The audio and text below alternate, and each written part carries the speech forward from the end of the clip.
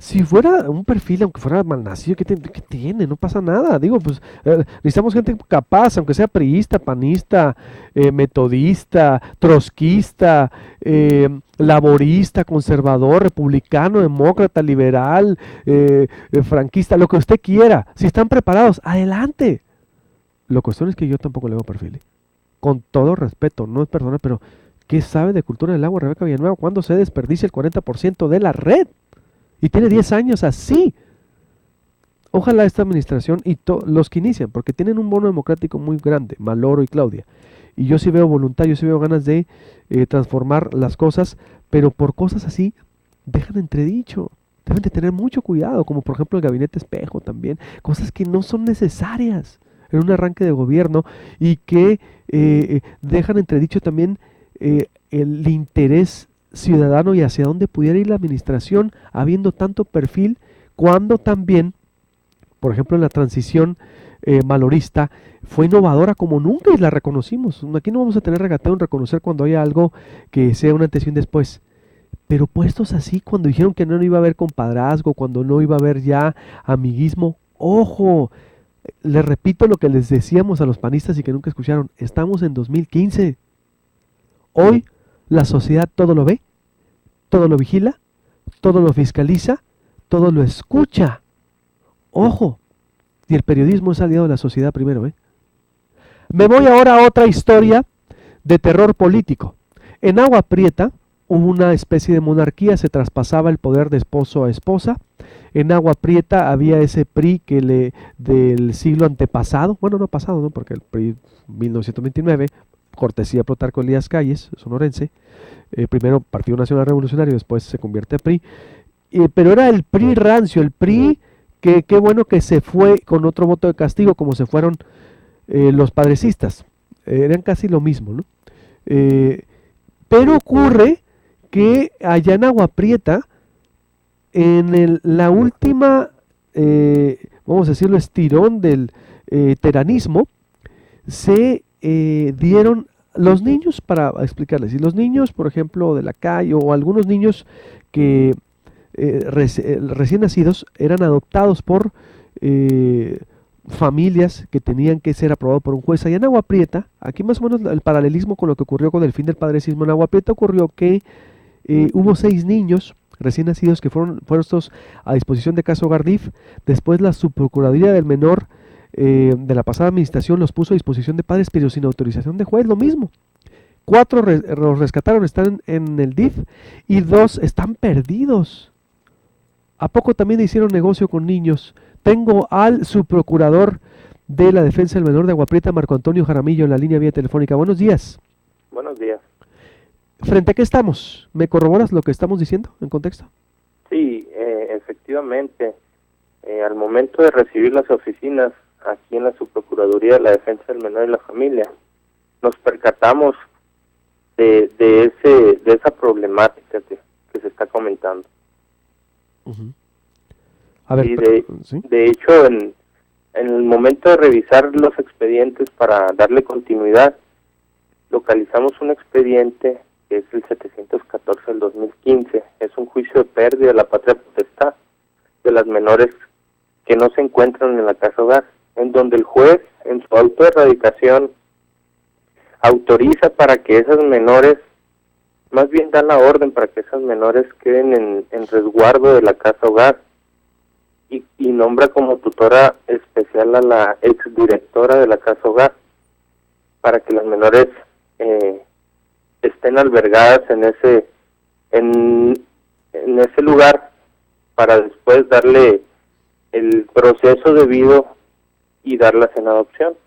Es el caso que aquí en Agua Prieta se estaba implementando un tipo de convivencia externa sin autorización judicial, en la cual daban a las menores o a los menores en convivencia con familias ajenas al parentesco consanguíneo de las menores, y sin conocer los antecedentes de estas personas se entregaban dichos menores. Entonces nosotros nos dimos a la tarea de investigar, acudimos al juzgado civil, donde el juez nos comisionó una actuaria ejecutora para trasladarnos a la casa hogar y verificar si las menores se encontraban en dicho lugar. Al darse cuenta la actuaria ejecutora que no se encontraban, existía un oficio en donde daban la liberación, el permiso o el consentimiento para salir de las menores de la casa hogar con estas familias. Entonces solicité el uso de la voz para que se diera vista al Ministerio Público y se iniciara un proceso legal, toda vez que se estaba configurando un delito, es el delito de ocultamiento de menores. Una vez que se finalizó con la audiencia, el juez da vista al Ministerio Público. El Ministerio Público inicia sus investigaciones, en el cual recaba las declaraciones del probable responsable, que es el ex subprocurador de la defensa del menor y la familia aquí en Agua Prieta, y a su servidor también lo manda a declarar como testigo. Acudimos a la agencia del Ministerio Público a declarar, obviamente con todos los documentos que existen, y lo único que se declaró pues fue lo que sabemos y nos consta y lo que está en el expediente. Al momento de que el subprocurador anterior declara que efectivamente sí, él otorgó ese permiso, manifestando que lo otorgó sin mala fe y sin dolo, pero con el consentimiento de dirección o la orden de dirección del DIF anterior. Entonces esta situación, el Ministerio Público hizo las investigaciones y giró, hasta el momento, está en la etapa donde se gira el exhorto al Procurador de la Defensa del Menor y la Familia para la localización de las menores. ¿Cuántos son? Bien, son 2 menores. ¿Están ilocalizables? Pues tenemos un domicilio probable para que las localicen, el cual se lo hicimos llegar a la autoridad competente. ¿En dónde está ese domicilio? Está en Hermosillo. Ah, ¿estarían aquí los 2 niños perdidos en Agua Prieta? Probablemente. Pero probablemente sí o probablemente no, porque pues si vamos a probabilidades, es subjetivo, con todo respeto, Okay. subprocurador. Pues bueno, sí, tenemos el domicilio, se lo hicimos llegar a la autoridad, aún no hemos tenido respuesta. Confiamos en ellas que las localicen. ¿Están aquí entonces? Según a los documentos que tenemos, deben de estar en Hermosillo. Los documentos, ¿con qué familias? ¿Ya localizadas? Solamente tenemos el nombre de las personas, el cual se lo hicimos llegar también a las autoridades y ellos están haciendo las investigaciones pertinentes. ¿Por cómo fue que dieron hasta acá estos 2 niños?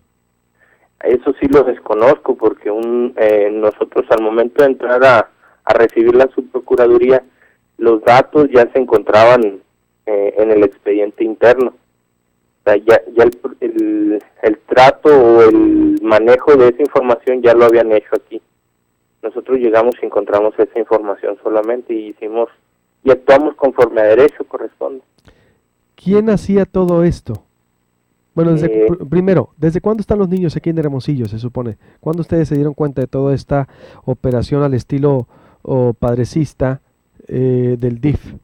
Que veo que era un método estatal, veo a Agua Prieta, que era un municipio del PRI, es decir, ¿desde cuándo esto se detectó? Pues mira, los menores están desde el 2013. Nosotros nos dimos cuenta al momento de recibir las oficinas y checar minuciosamente los expedientes en los cuales íbamos a trabajar. ¿Perdidos desde el 2013? Sí, se otorgó esa salida desde el 2013. ¿Con autorización de quién? Del subprocurador, el licenciado Antonio Galás García. Antonio Galás, que trabajaba en... y en el DIF como en el municipal. Así es. En el municipal sí, porque están vinculados, ¿no? Era con el teranismo estaba. Pero fue sin autorización de un juez, fue sin autorización legal. Exactamente, no había un proceso legal en el cual el juez autorizaba la salida de las menores. E incluso hay un juicio de pérdida de la patria potestad en donde el juez ordena que las menores permanezcan en la casa hogar. A lo cual le dimos seguimiento y fue cuando nos percatamos de ese suceso. ¿Cuánto tienen ya las niñas ahorita? ¿Son niñas, niños? ¿Estas dos son niñas, niños? Sí, son niñas. ¿Cuánto tienen? ¿2 años las niñas o 3? 7 y 5 años de edad. ¿7 y 5 años? Sí, Ya están grandes. así es. Entonces la ubicaron a los 5 y 3 años tenían las niñas respectivamente y terminaron aquí en Hermosillo. Así es, sí, ese es el dato correcto. ¿Y los otros 4 están recuperados? ¿O hay más niños perdidos? Hasta el momento, los otros 4 sí se lograron regresar antes de que saliera la administración pasada. ¿Quién Me es imagino. responsable de esto? El responsable directo sería el subprocurador Antonio Galás. Y la dirección del DIF, porque ella es la autoridad máxima. Es decir, Lisa María Terán Villalobos, la hija. Ella sería la presidenta del DIF. Aquí tendrían, pues sería la directora, la exdirectora del DIF, la presidenta del DIF y el subprocurador, que tendrían la responsabilidad. ¿Y van a ustedes llamar? ¿Ya presentaron denuncia? El juez civil fue el que dio vista al Ministerio Público.